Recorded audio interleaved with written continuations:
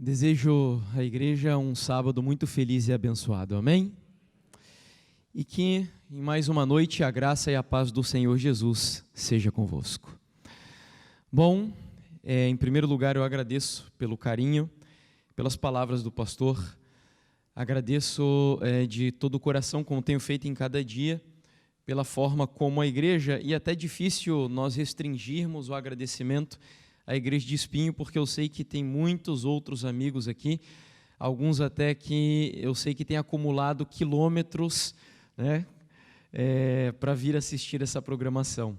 Então agradeço demais pela atenção, pela paciência, e volto a repetir que eu me senti em casa aqui com vocês, junto com a minha esposa, e tenho, da mesma maneira, sentido a presença de Deus e do Espírito aqui entre nós. Bom, nós chegamos, portanto, ao nosso penúltimo encontro e eu pretendo que saiamos daqui um pouquinho mais cedo hoje, embora minhas promessas nessa área são um pouco difíceis de serem cumpridas. Vocês já viram que eu gosto de falar bastante, né? Mas, enfim, o nosso tema de hoje é uma continuação, é uma extensão do assunto de ontem à noite, e nós vamos falar um pouco sobre essa pergunta, muito embora na primeira metade do assunto pareça não ter muito sentido o que estamos tratando, mas ao final você vai compreender como as coisas elas vão se encaixar. Mas para a gente começar, quero convidar a igreja a mais uma vez levantarem-se, a fecharem os olhos para falarmos com o nosso Deus e abrirmos a sua santa palavra. Querido Pai, obrigado em primeiro lugar porque o sábado chegou. Esse dia é uma bênção, nós podemos desfrutar dele, não como queremos, mas como o Senhor nos pede, para o nosso bem, para o nosso crescimento espiritual e para que o propósito do sábado se cumpra na nossa vida, uma vez que o Senhor disse que nós seríamos santificados no dia de sábado, porque esse é um dia santo e abençoado pelo Senhor.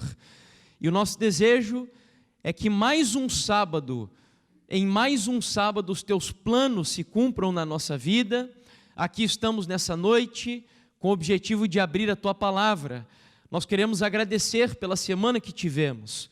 Obrigado por cada dia, obrigado pelas bênçãos, obrigado, Senhor, porque cada um de nós recebemos da tua graça.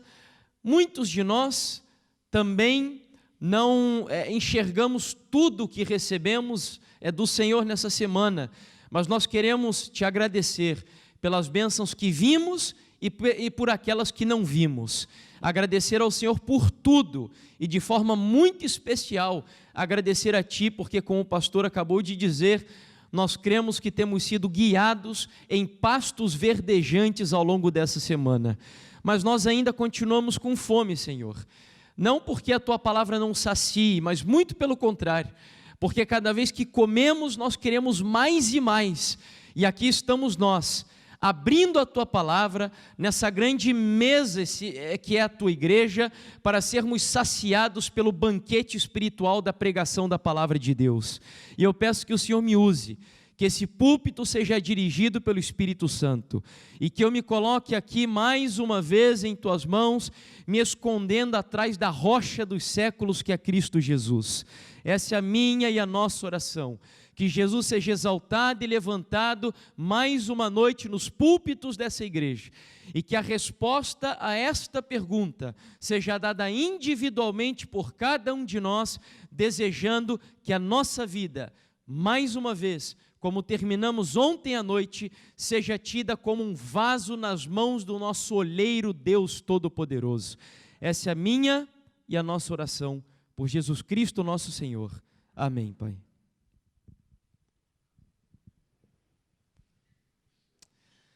Abra a sua Bíblia em 2 Timóteo, capítulo 3, versículos 1 até o versículo 5.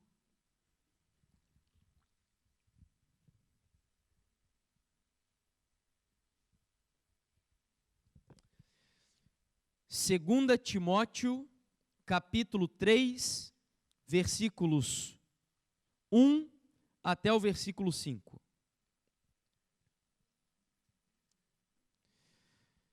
Diz assim a palavra do Senhor.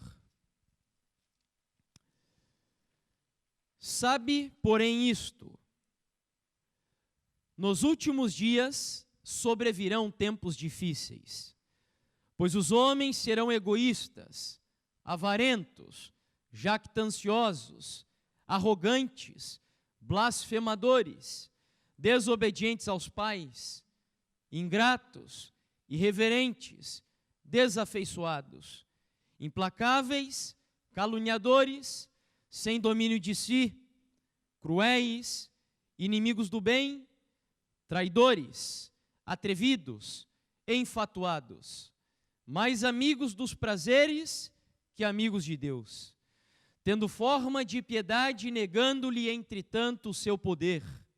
Foge também destes. Alguns estudiosos distinguem as gerações, especialmente as gerações mais contemporâneas da nossa civilização ocidental, da seguinte maneira. A primeira delas, eles chamam de World War Generation, ou geração das guerras mundiais. Essa é a geração que compreende aqueles que viveram entre as duas primeiras guerras mundiais. É uma geração de caráter mais conservador e que enfrentaram a Grande Depressão e a construção do mundo do pós-guerra. A próxima é chamada de Builder Generation, ou geração construtora.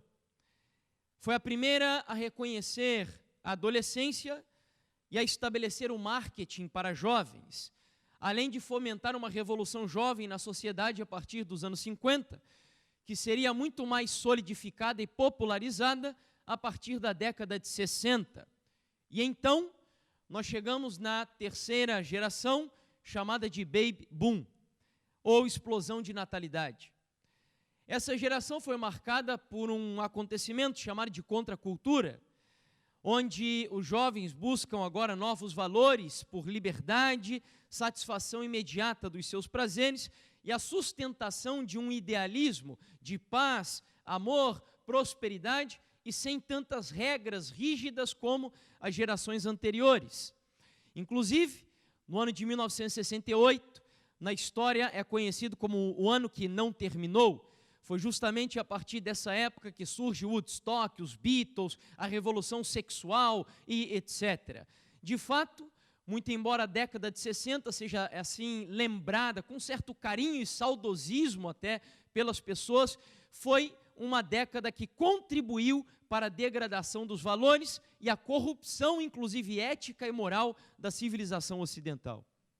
A partir de então, nós entramos na geração X ou X, onde surgem os filhos dos baby boomers ou da geração anterior, que vão colher os frutos da contracultura, e, em geral, bastante negativos. Entre os quais está, por exemplo, o surgimento, ou eu diria, a multiplicação das DSTs, que são as doenças sexualmente transmissíveis. E, finalmente, nós chegamos na geração Y, embora hoje já alguns falem de uma geração Z, mas a geração Y é aquela que surge a partir da revolução digital. São aqueles que nasceram na era das inovações tecnológicas e tiveram estímulos constantes a partir dos seus pais, vivendo na famosa e popular era da informação, ou a época da internet. Se nós pudéssemos diferir a nossa geração de todas as outras, a partir de uma característica assim bem particular, é que nessa geração nunca houve uma quantidade tão grande de informações disponíveis para os seres humanos como na nossa. De fato, nós vivemos na era da informação, na multiplicação do conhecimento. Universidades como Harvard, Oxford, Cambridge e por aí vai, produzem uma vastidão de conhecimento todos os dias em todas as áreas que nós podemos imaginar e até entre aquelas que a gente nem consegue imaginar. Eu me lembro que há um tempo atrás eu tinha feito uma pesquisa sobre a quantidade de disciplinas acadêmicas que existem e a quantidade de artigos científicos que são publicados aí todos os anos, e é um número imenso. O Google está aí para não deixar-me mentir de que nós vivemos de fato na era da informação. Porém, de maneira assim até contraditória, e eu diria paradoxal, possivelmente nunca houve uma geração tão desgraçada, tão corrupta, tão caída e imoral como aquela em que nós vivemos. Muito embora nós tenhamos hoje muito conhecimento e muita informação, quando nós olhamos para a nossa geração, que foi aqui no texto de Timóteo que acabamos de ler, Deus não está apenas traçando uma opinião sobre a nossa época. Ele está nos apresentando um diagnóstico. E o diagnóstico que Deus faz da geração dos últimos dias não é que com a quantidade de informações que recebemos e temos, que isso tenha contribuído para a melhoria da nossa vida. Ao contrário, Paulo diz que hoje nós temos uma quantidade enorme de corruptos, de desobedientes aos pais, de avarentos, de egoístas, orgulhosos, e por aí vai. A lista é imensa que demonstra a corrupção moral, ética, espiritual em que nós nos encontramos nessa época. Então, contraditoriamente, a quantidade de informação que recebemos não tem, de alguma forma, contribuído para a melhoria espiritual e moral da nossa geração. O próprio Deus, indo na mesma linha, ali em que Ele mesmo inspira o apóstolo Paulo a escrever, vai diagnosticar também no Apocalipse a geração em que vivemos. E o curioso é que ali ele está falando especificamente da igreja. Ou seja, a Bíblia diz que enquanto pensamos que estamos ricos e abastados, e me permitam pegar esse texto, embora aplicado para a igreja, entendo eu que ali também Deus nos apresenta um diagnóstico sociológico. Porque nós vivemos em uma geração, como acabei de dizer, que se gaba pela riqueza do conhecimento, pelo avanço científico do mundo. Então a Bíblia diz que enquanto nós entendemos que somos ricos e abastados e não precisamos de coisa alguma, nós não sabemos que em realidade somos infelizes, miseráveis, pobres, cegos e nus. Que descrição precisa da geração pós-moderna ou da geração Y, como acabei de dizer. O texto, ele ainda vai mais além. E ele sugere que a nossa geração ela é assim tão aquém do que deveria ser no que diz respeito ao conhecimento que temos, ou quando comparamos o que vivemos com o conhecimento que temos, que a Bíblia ela nos diz que nós temos um problema agora também de transtorno emocional ou psicológico. Ou seja, muito embora as mais diversas universidades hoje formem psicólogos todos os anos, profissionais da área da psiquiatria, o ser humano cada vez mais mergulha em um abismo profundo de problemas emocionais. Ao invés do nosso desenvolvimento intelectual trazer um amadurecimento emocional maior, parece que nós estamos recuando emocionalmente. As pessoas não têm inteligência emocional, não têm controle emocional, estão praticando aí coisas que talvez em gerações anteriores existissem, mas não na quantidade em que existe no dia de hoje. E eu queria fundamentar o meu argumento partindo aqui de algumas pesquisas de estudiosos da área, como, por exemplo, Augusto Cury. Eu citei em alguns momentos aqui palavras dele ao longo da semana, mas aqui é exatamente a área dele. Ele é psiquiatra e ele tem chegado a conclusões a partir de estudos e observações de como os seres humanos estão se comportando hoje no que diz respeito às suas emoções.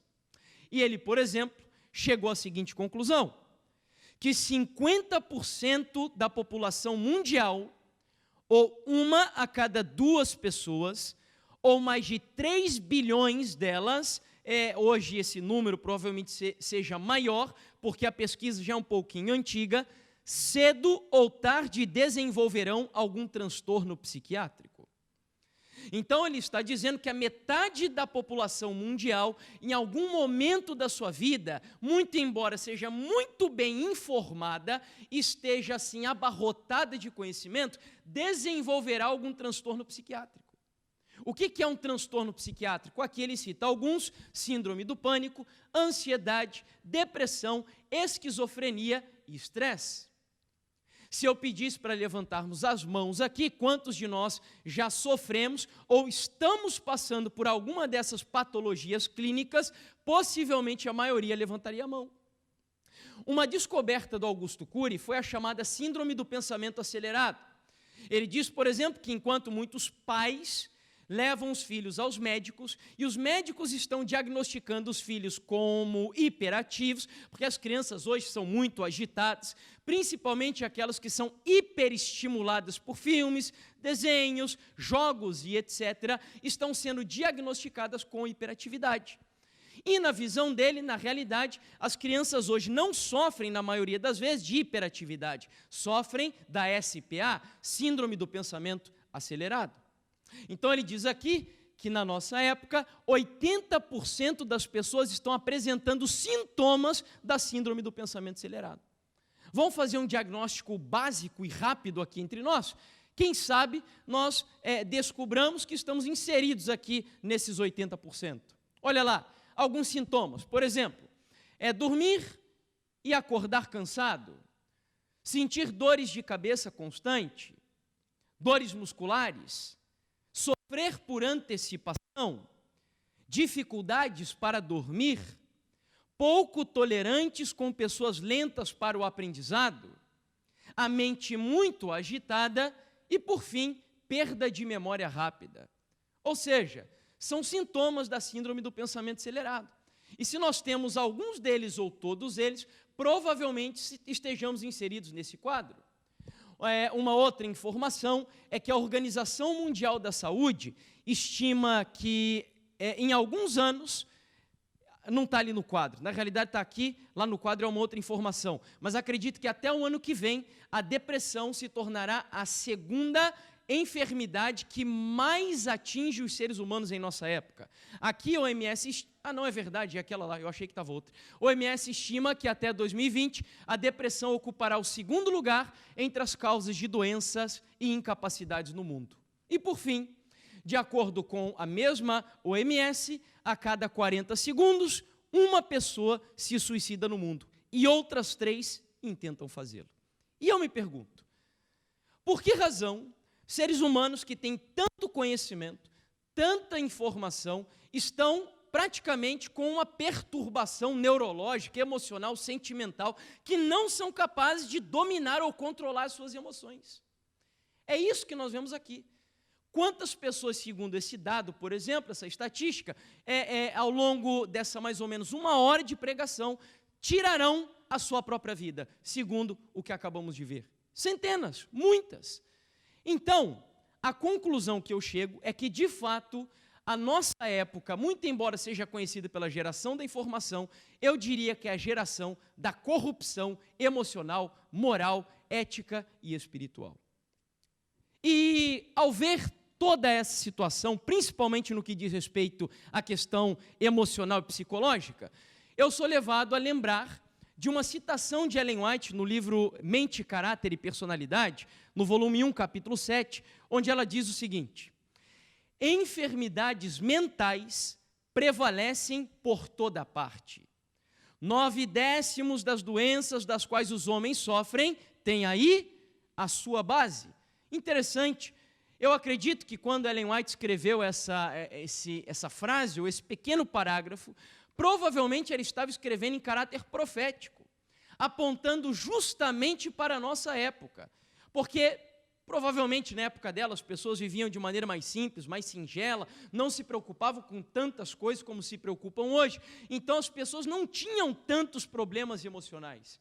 Agora, ela diz que em 10 pessoas que são enfermas, 9 delas, a enfermidade começa na mente, mostrando que nós, seres humanos nos dias de hoje, um dos nossos grandes desafios é justamente dominar os nossos sentimentos e as nossas emoções. Ou seja, nós vivemos em uma época de perturbação psicológica. Onde eu quero chegar com isso? O que me interessa, na realidade, aqui, essa não é a minha área, eu não sou da área da psicologia, da área da psiquiatria, nada disso, mas o que me interessa é que nós entendamos, uma vez que adventistas acreditam que o ser humano é um ser holístico, ou seja, é unificado, e que quando uma área da sua vida é afetada, as outras são afetadas também, ou seja, se pudéssemos departamentalizar o nosso ser, nós somos formados por uma faculdade física, mental e espiritual. Tanto que quando você está doente fisicamente, você busca um médico. Quando você tem algum problema emocional, você busca um psicólogo. E, por fim, quando você tem alguma dificuldade na área espiritual, você vai buscar um pastor ou um sacerdote. Então, essas são as 3 áreas básicas que fundamentam a nossa vida. E quando qualquer um desses pilares está mal organizado, com avarias, rachaduras ou sem um fundamento sólido, todas as outras áreas da sua vida serão afetadas. Então, onde eu quero chegar?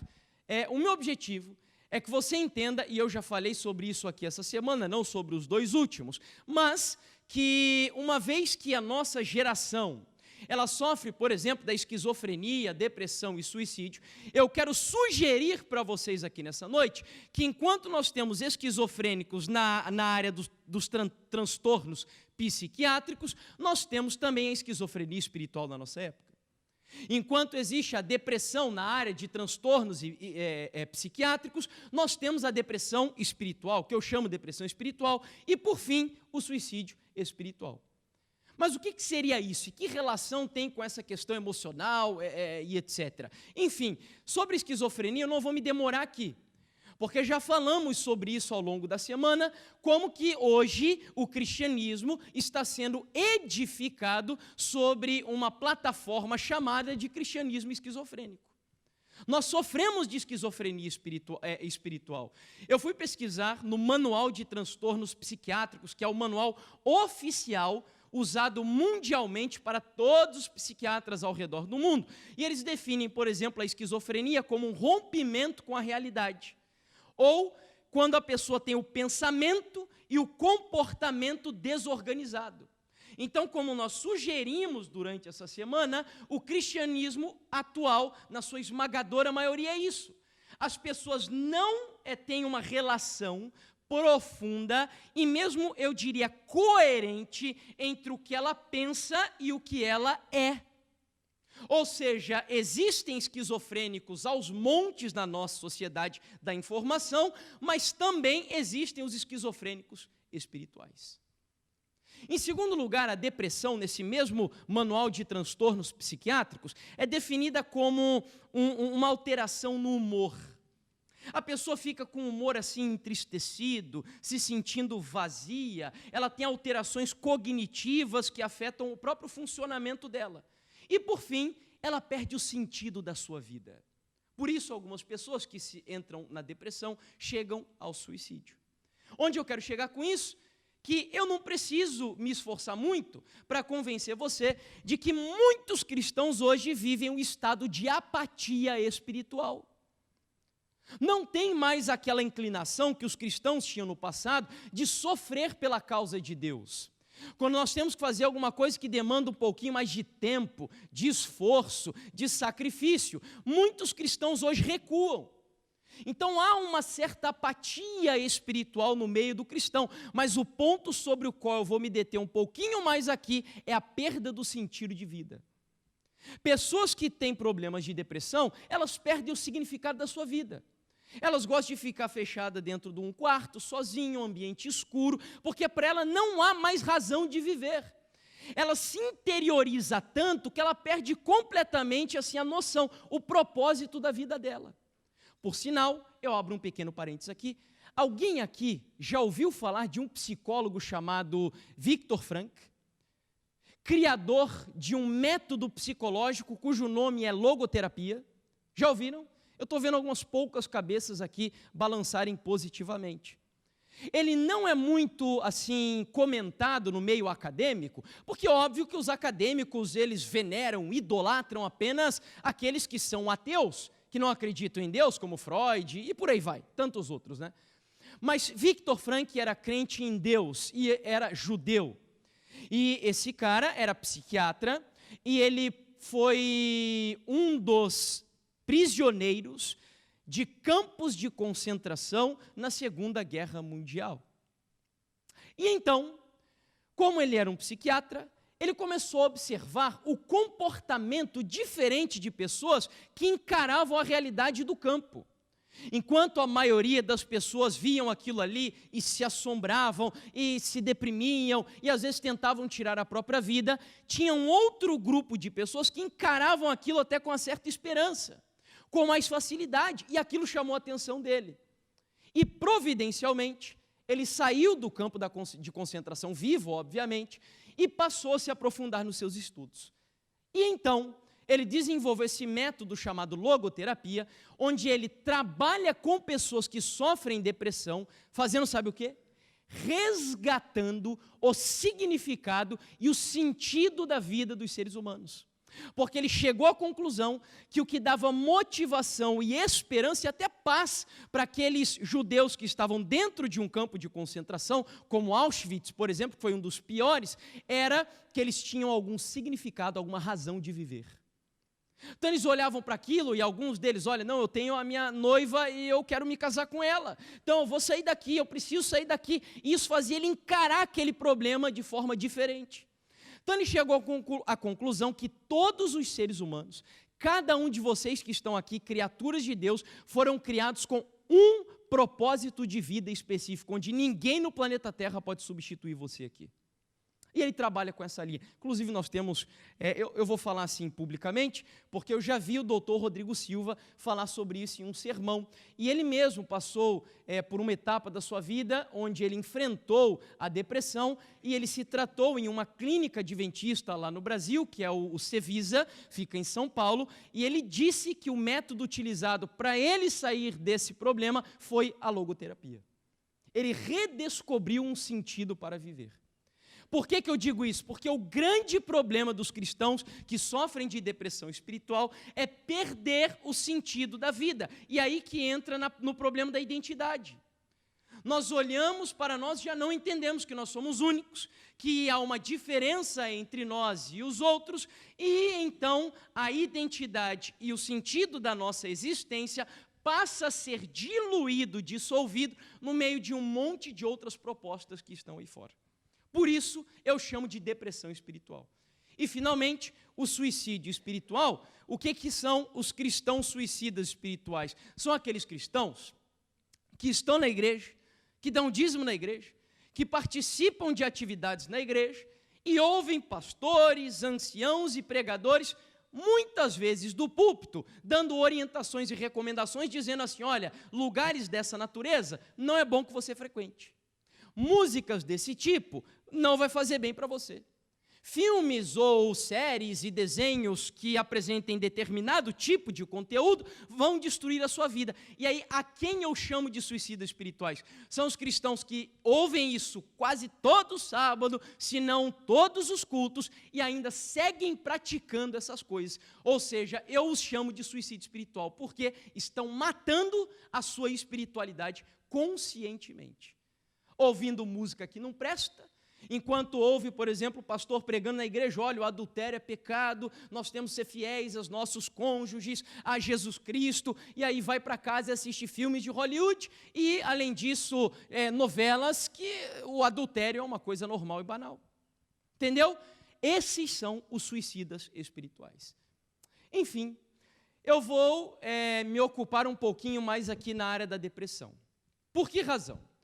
Porque nós, adventistas do sétimo dia, e ontem nós já descobrimos qual é a nossa identidade, quem é o profeta na Bíblia que foi o tipo do antítipo igreja adventista? Que profeta ontem nós descobrimos que a igreja representa hoje na sua terceira e última etapa? Que profeta?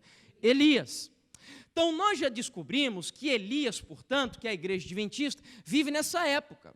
Essa época de transtornos, essa época de problemas emocionais, onde os seres humanos não têm domínio sobre a sua vida. E eu me lembro aqui de uma frase sensacional de Ellen White, onde ela diz assim, mais uma daquelas pérolas que vale a pena a gente lembrar. Ela fala assim, Deus precisa de homens que sejam, e mulheres, obviamente, que sejam senhores de si e não escravos das circunstâncias. Quer que eu repita? Deus precisa de homens e, obviamente, mulheres que sejam senhores de si e não escravos das circunstâncias. Bom, entendendo que nós vivemos, então, como igreja, como povo, com uma missão especial, uma identidade especial, um significado na nossa existência nessa época, nós estamos inseridos nesse meio. E eu queria dizer para vocês, não é nem sugerir, porque eu vou provar aqui para vocês, que nós, adventistas do sétimo dia, que fomos criados, ou melhor, profetizados na Bíblia, para apresentar para essa geração soluções para os seus problemas, nós estamos inseridos nos mesmos problemas que acabamos de ver. Mas como assim, irmão Jefferson? Você está sugerindo, então, que a igreja, nós como adventistas, eu não gosto de falar igreja adventista, porque a gente tem sempre a impressão de que a instituição, não, eu estou falando de indivíduos. Você está sugerindo que nós, indivíduos adventistas, estamos sofrendo de depressão espiritual? É exatamente isso que eu quero dizer. E quer ver a prova? Vou fazer uma pesquisa básica aqui. Quantos dos que estão aqui dentro agora conhecem alguém adventista, que já passou ou esteja passando no momento por um quadro depressivo? Levanta a mão. Ok. Olha, aqui até que foi pouco, hein? Eu já fui em lugares que foi, assim, muito maior, muito superior. Mas, enfim, nós estamos enfrentando isso em um número imenso.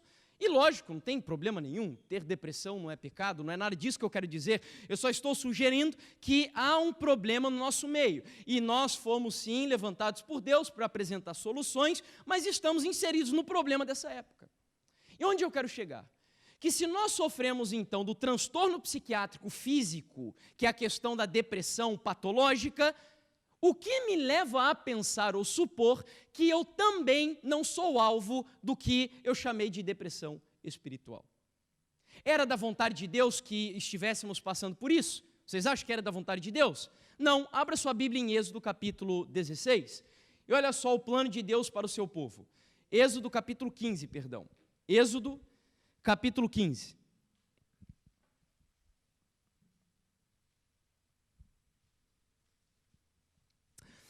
Êxodo capítulo 15, verso 26. Veja qual era o plano de Deus. Nem sempre ele se cumpre, porque às vezes a gente faz escolhas que não são as melhores.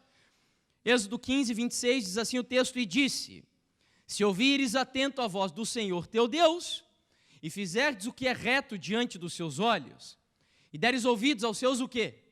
Mandamentos. Ou seja, se vocês ouvirem os meus conselhos e obedecerem, e guardares todos os meus estatutos, nenhuma o quê, queridos? Nenhuma enfermidade virá sobre ti, das que enviei sobre os egípcios, porque eu sou o Senhor que te sara. Amém? Esse era o plano de Deus.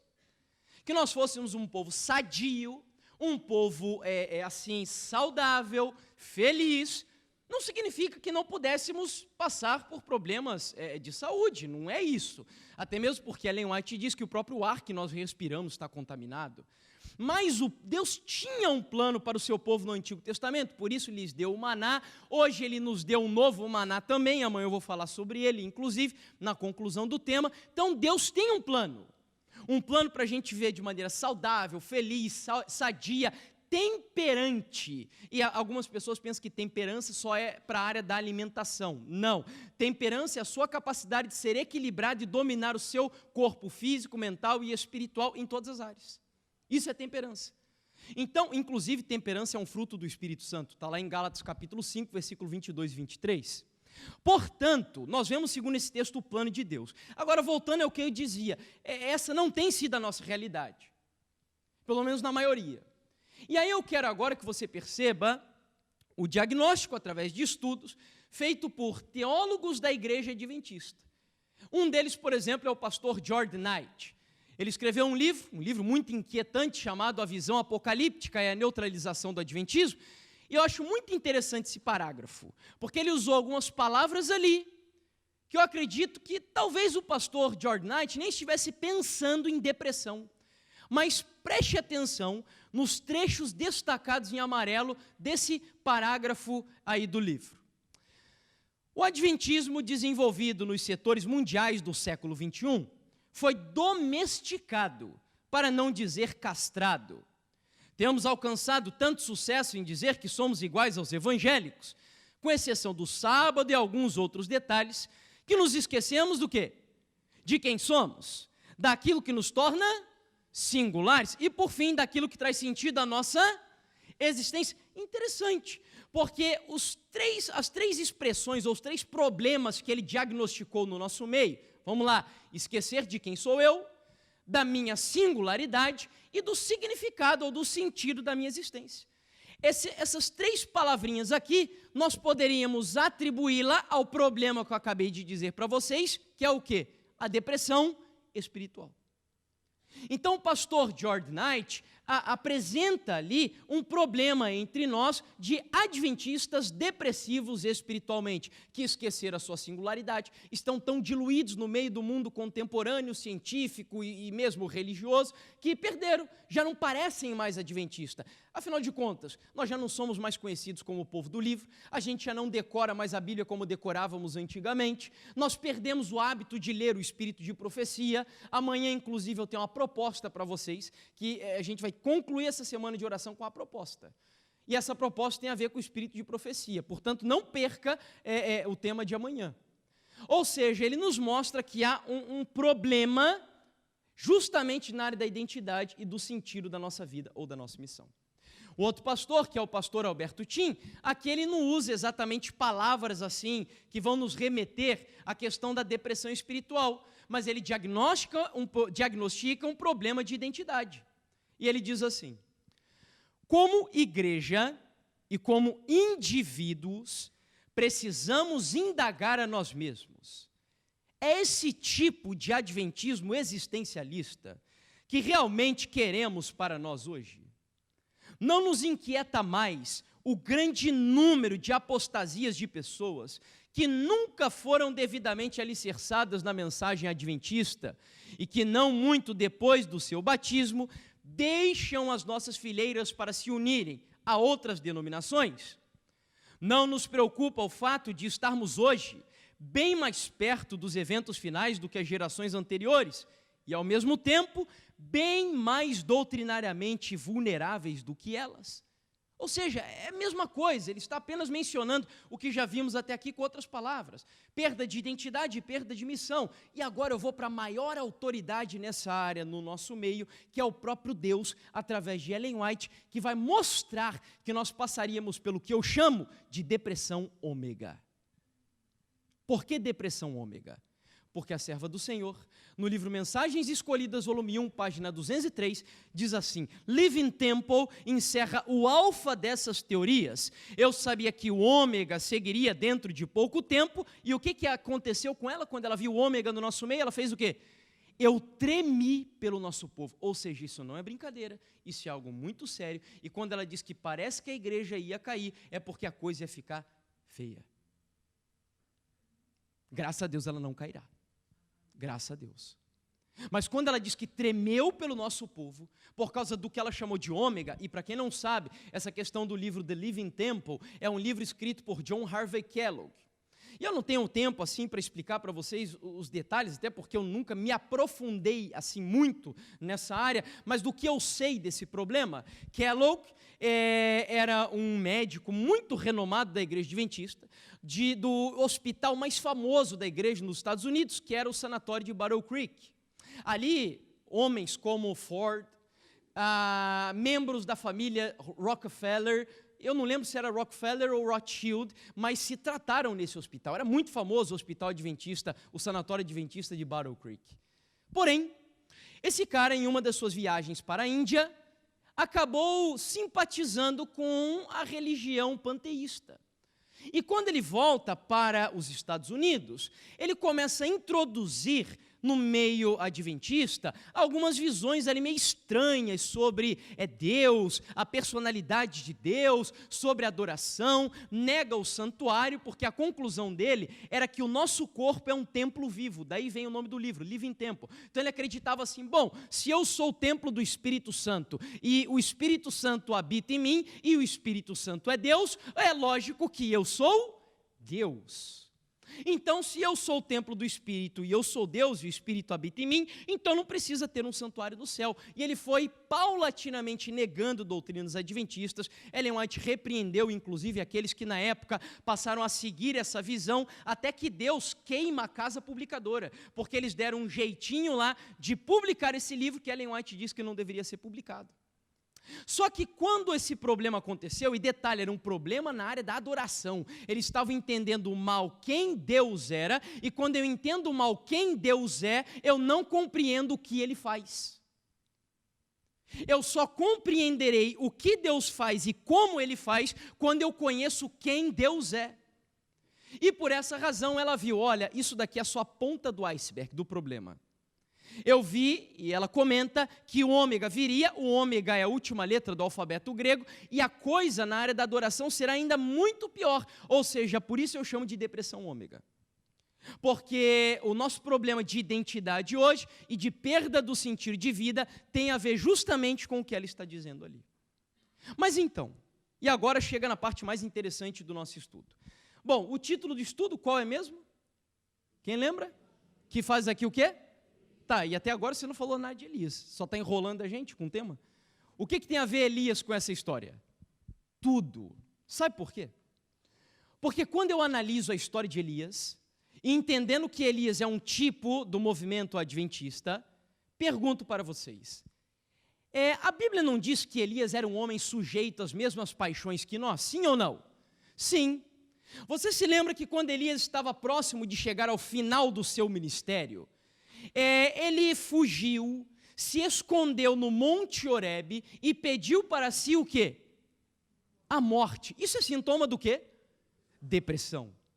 No livro Profetas e Reis, eu não projetei aqui o texto, mas para quem gosta de anotar, no livro Profetas e Reis, no capítulo 12, depois você lê o capítulo inteiro lá, e tem uma frase muito significativa onde Ellen White diz assim, atentos, Elias temeu que a reforma iniciada no Carmelo não fosse duradoura, e então a depressão apoderou-se dele. A minha pergunta é a seguinte, bom, Elias no final do seu ministério foi assolado por uma depressão, mas aqui no caso dá a impressão que foi só uma depressão física. A minha pergunta é, será que Elias ele também sofreu de depressão espiritual?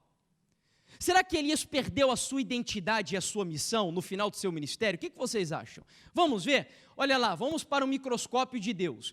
No livro Profetas e Reis, agora sim eu projeto para vocês, lá no capítulo 13, é o capítulo seguinte, Ellen White diz assim, ela vai agora esmiuçar a pergunta que Deus fez para Elias. Deus veio ao encontro de seu amado, seu provado servo com a pergunta, o que fazes aqui, Elias? Aí agora Deus vai começar a dizer para ele assim, ó, eu te enviei ao ribeiro de Querite, e mais tarde a viúva de Sarepta. Dei-te a comissão de retornar a Israel e estar diante dos sacerdotes idólatras no Carmelo. Cingi-te de força para guiares o carro do rei à entrada de Jezreel. Mas quem te enviou nessa fuga apressada para o deserto, que missão tens? Aqui, ou seja, segundo esse texto, o problema do profeta Elias, além do transtorno psiquiátrico, também foi uma perda de quê? Identidade. Era como se Deus chegasse para Elias e dissesse assim, cara, eu mandei você para lá, mandei você aqui, mandei você nesse lugar, mas eu não falei para você estar fazendo isso daqui agora. O que você está fazendo aqui não foi eu quem te pedi, você está fazendo por sua conta própria, você não foi levantado por isso, essa não é a sua identidade, é a sua missão. Que missão você tem aqui? Interessante. Mas eu acho que é acaso. Será que é por acaso? Eu costumo dizer que isso não é coincidência, é Jesuscidência. Há um propósito ali nisso. há uma tipologia clara nisso aqui. Sabe por quê? Porque quando eu vou para o Elias do Novo Testamento, quem era o Elias do Novo Testamento? João Batista. Eu pergunto para vocês, quando João Batista estava perto de terminar a sua missão, ele passou por um problema também de identidade, sim ou não? Vocês se lembram? Quando ele estava preso, ele chegou a duvidar se Jesus Cristo era o Messias. E aí, o microscópio de Deus, Ellen White, no livro Desejar de Todas as Nações, vai aprofundar novamente o problema que assolava João Batista no cárcere. E ela diz o seguinte: ao profeta do deserto, tudo isso se afigurava um mistério além de sua penetração. Havia horas em que os cochichos dos demônios lhe torturavam o espírito, e a sombra de um terrível temor se apoderava dele. Poder-se-ia dar que o longamente esperado libertador ainda não houvesse aparecido. Então, o que significaria a mensagem que ele próprio fora compelido a anunciar? João sentira-se cruelmente decepcionado com o resultado do quê, queridos? Então, novamente, o Elias do Novo Testamento também passa por um problema de depressão espiritual. Perde a sua identidade e o sentido da sua existência. Sabe o que isso me leva a concluir? Eu acho que é óbvio, né? Vocês sinceramente acham que o diabo, desde 1844, cruzaria os braços tranquilamente e ficaria olhando a igreja adventista do sétimo dia crescer, criar hospitais no mundo inteiro, abrir novo tempo para tudo que é lado e produzir escolas e etc. Vocês acham que o diabo ia ficar assim tranquilo assistindo a igreja crescer, sem provocar nenhum problema de identidade no nosso meio? É claro que não. Portanto, se houve um problema de identidade e missão no primeiro Elias, se houve o mesmo problema no segundo Elias, é claro que no terceiro Elias o diabo também já está atuando no nosso meio para introduzir uma depressão espiritual entre nós, a fim de perdermos a nossa identidade e a nossa missão. Nós estamos, isso não é mais profecia, isso é realidade, nós estamos vivendo no próprio cumprimento da depressão ômega no meio de nós.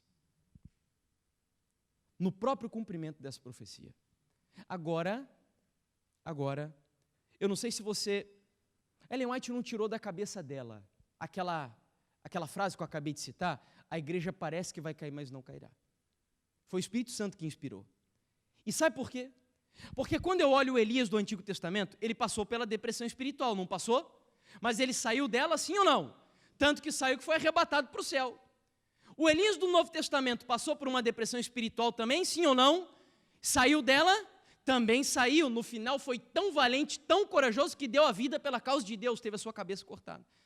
E aí eu entendo que, muito embora hoje nós estejamos passando por esse momento de depressão espiritual entre nós, todos aqueles que escolherem serem vitoriosos em Cristo Jesus vão superar esse momento de luta e vão vencer o desafio, deixando de ser parte da igreja militante para ser também parte da igreja triunfante. Isso está profetizado. Hoje, nós fazemos parte da igreja que milita. E a igreja adventista do sétimo dia, ela vai triunfar.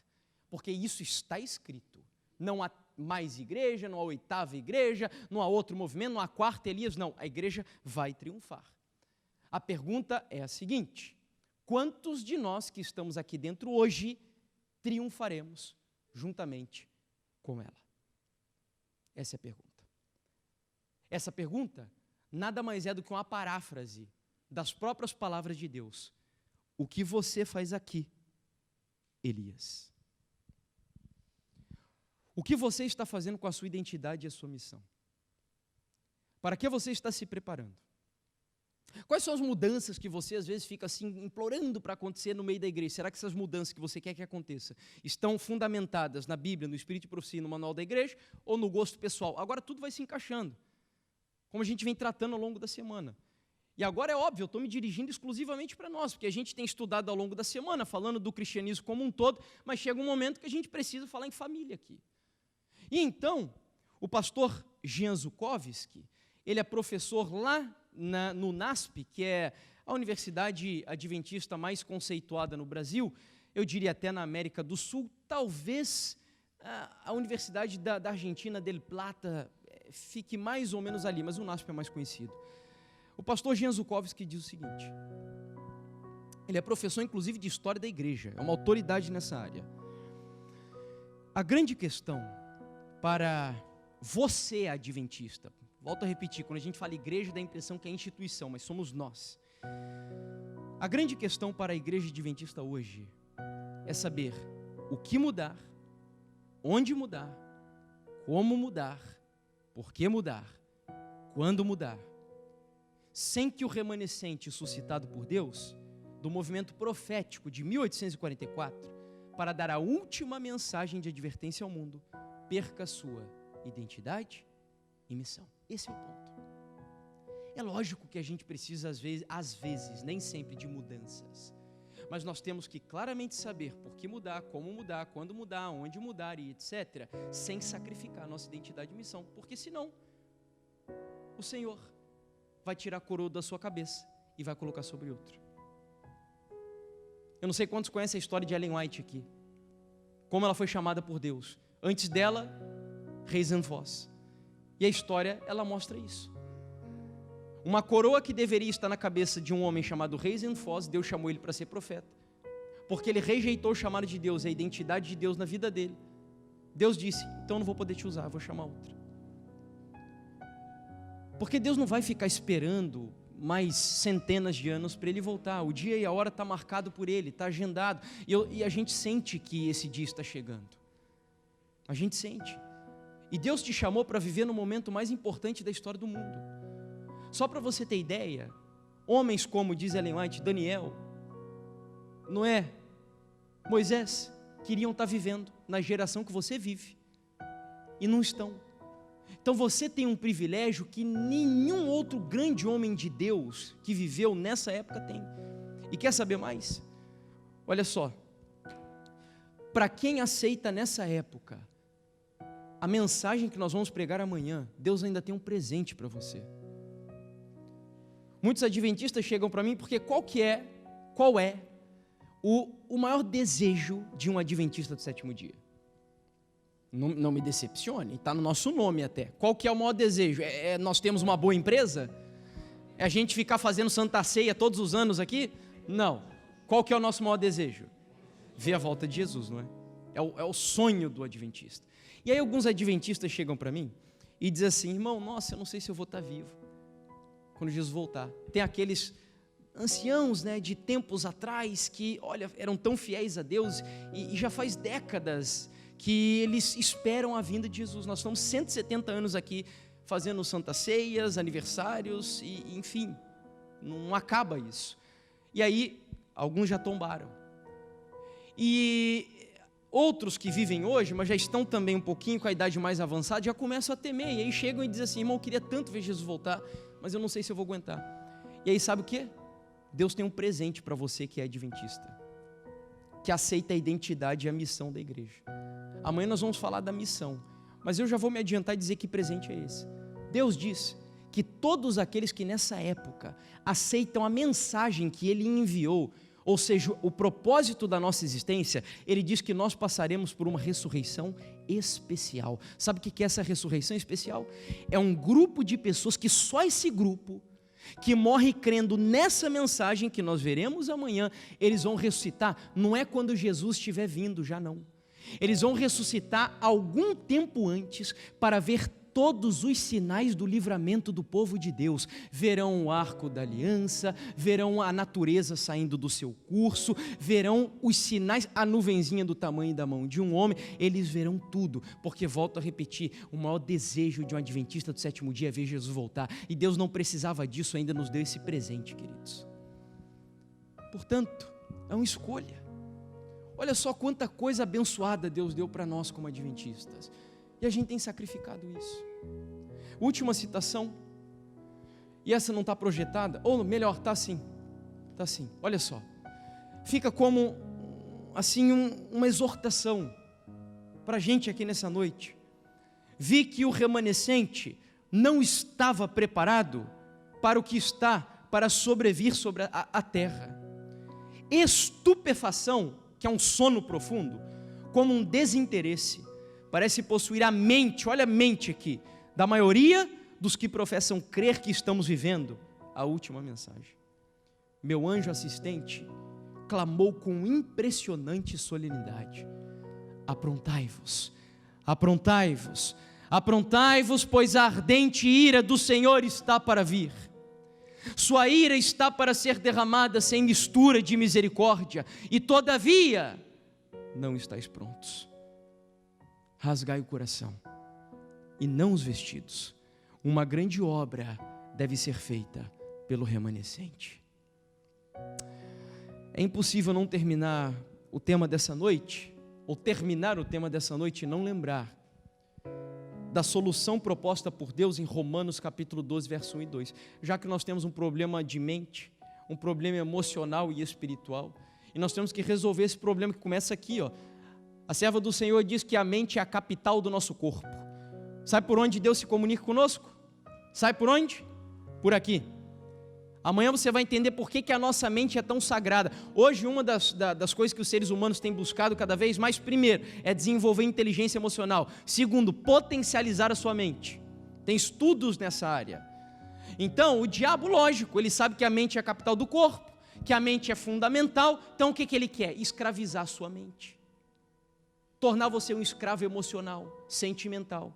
Por isso que ele te enche de novela, sentimental, que ele te enche de coisa, tudo para assim exaltar os teus sentimentos e as tuas emoções. Nós vivemos numa geração hedonista, que acredita que os prazeres do mundo é o suprassumo da vida aqui no planeta Terra. E o diabo faz isso por quê? Porque ele quer a sua mente. Por outro lado, o apóstolo Paulo, em Romanos capítulo 12, verso 1 ao 2, diz assim: rogo-vos, pois, irmãos, que pelas misericórdias de Deus, apresenteis o vosso corpo em sacrifício vivo, santo e agradável a Deus, que é o vosso culto o quê? Racional. E aí logo na sequência vem a frase mais importante, porque ele diz assim, ó: e não vos conformeis com o quê? Com esse século. O que Paulo está dizendo? Não interessa se a maioria das pessoas tem depressão espiritual, se as pessoas são relativistas e pluralistas, não interessa. Para um servo de Deus, a minha mensagem é a seguinte: não se conforme. Não se conforme. Não ache que ser um cristão morno, e me perdoe, medíocre, é o melhor que nós podemos ser. Não pense nisso, porque aquele que morreu no Calvário e venceu os pecados lá, ele pode também fazer a mesma coisa na sua vida. Você só tem que deixar, rasgar o coração, como ali foi dito, rasga o véu. Não tenha vergonha, sai daqui dessa noite e chore diante de Deus, confesse os seus pecados para Ele, fala: Senhor, eu sou miserável, mas eu quero o céu, Senhor, eu quero o céu, e faz o que tiver de fazer, ainda que eu tenha que sofrer, entra no meu coração, muda a história da minha vida, cria em mim uma identidade de Jesus Cristo, em nome de Jesus. Faça essa oração com coragem. E Paulo diz: não se conforme com esse século, mas transformai-vos pela renovação da vossa... a mente tem que mudar. A mente tem que mudar, porque se ela não mudar, nós não vamos para lugar nenhum. A gente vai continuar nisso daqui, para que experimenteis qual seja a boa, agradável e perfeita vontade de Deus. Vocês querem experimentar? Vocês querem experimentar quem Deus é na vida de vocês? Sim ou não? Sabe qual é o segredo? Transforme a sua mente. Você tem poder para isso? Não, mas o Espírito Santo tem. E amanhã você vai descobrir qual é o segredo. Como ter uma mente renovada hoje? A pergunta é a seguinte: onde a nossa mente deve estar hoje, para que eu tenha uma mente renovada e transformada? Você vai entender, queridos. É uma das descobertas assim, mais impressionantes que tive assim, nos últimos anos. Parece que o santuário é algo tão distante de nós, mas amanhã você vai entender a relação do santuário com a nossa mente aqui na terra. Por fim, nós vamos juntos cantar agora. Amanhã nós vamos fazer a nossa última decisão dessa semana. Nós vamos cantar o hino 502, que é o hino Vaso Novo. Tem tudo a ver com o tema de hoje. Nós precisamos ser quebrados e refeitos, para que esse plano de Deus se cumpra na nossa vida. Então quero convidar você que quer ter uma mente nova, você quer ter uma mente semelhante a de Cristo, pensar como Ele, amar o que Ele ama, viver como Ele vive, eu quero convidar você a ficar de pé e cantar esse hino como se fosse uma oração mesmo, dizendo ao Senhor: Senhor, quebra a minha vida e faz de novo, Senhor, porque eu quero ser um vaso novo nas Tuas mãos. Fique de pé, hino número 502.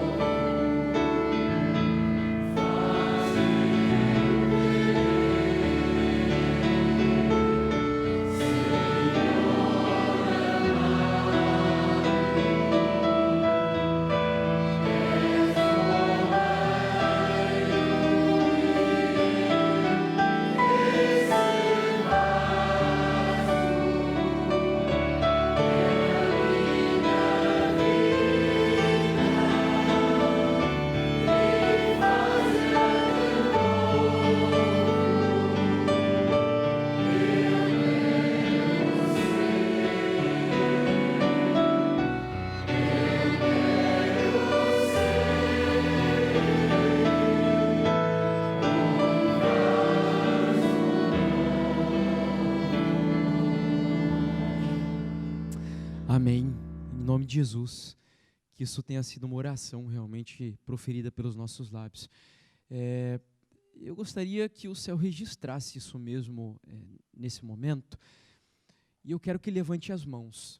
Quem deseja que nesse propósito de se preparar para a vinda de Jesus, que a sua mente seja renovada de verdade, transformada, ainda que você tenha que sacrificar coisas que hoje você gosta. Quem hoje, diante de Deus, levanta as mãos dizendo: Senhor, eu estou disposto, ainda que doa, eu quero sacrificar, mas eu quero que a minha mente seja transformada. Amém. Deus seja louvado. Amém. Nós vamos orar e amanhã eu espero você para o clímax da nossa semana, onde a gente vai assim entender um pouquinho melhor sobre a nossa missão. Feche os seus olhos e vamos orar. Querido Pai, mais uma vez nós vimos que estamos sofrendo, Senhor. Sofrendo de uma depressão que nós não temos capacidade de curar.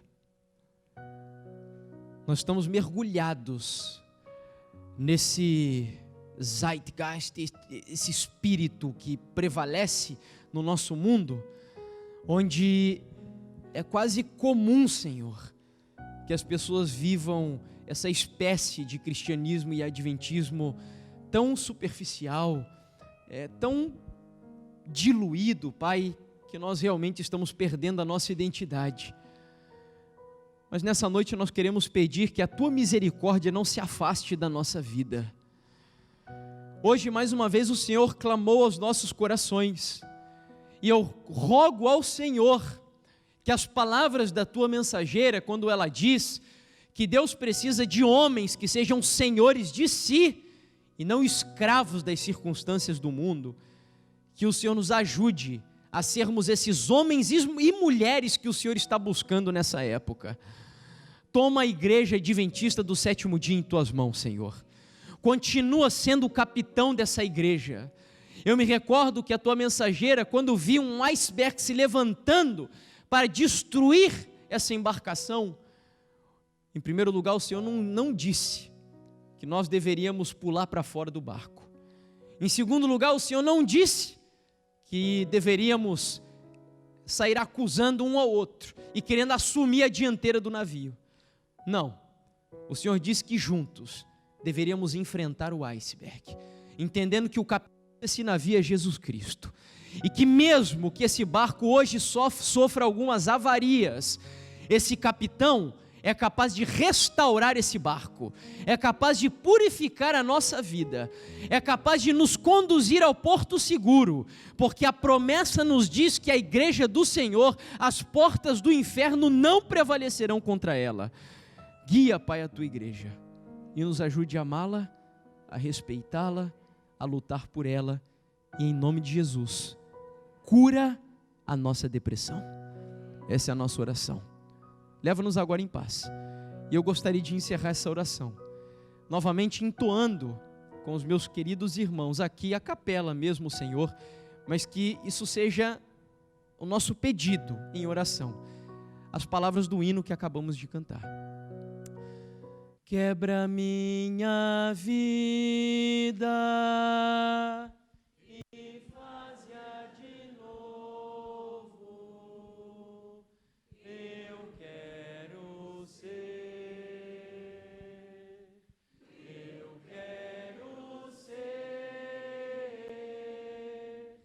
um vaso novo.